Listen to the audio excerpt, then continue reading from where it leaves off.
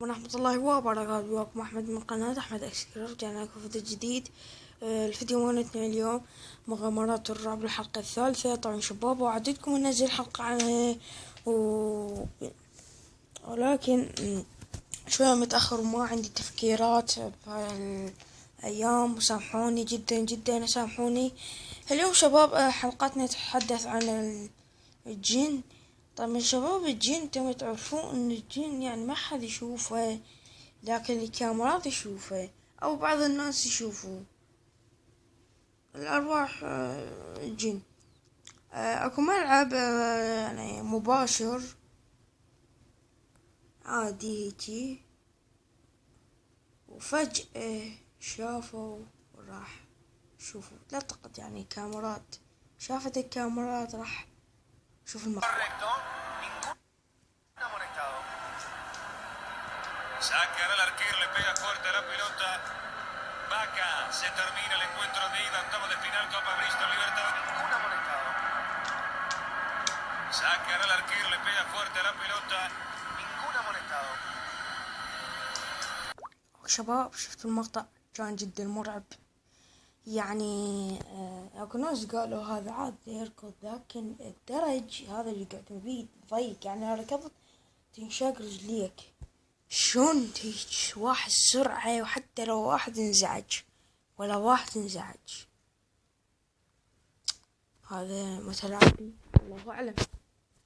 المقطع الجاي شباب، المقطع الجاي بدي يشوفون المعلن.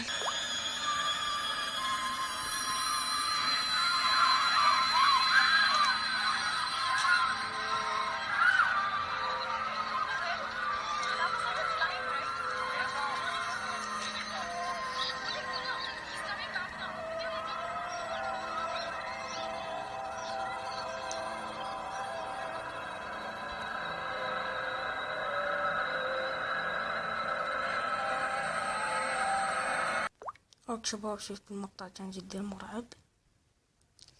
طبعا يعني سبايدر مان او نفاخة يعني هيجي دا يطيروها يعني شلون هاي الجاهل دا يطيرها على شكل ولد، لكن جدا يعني جوز طارت من عنده هيك، الله اعلم. المقطع الجاي شباب، المقطع اوكي كاميرات شغل.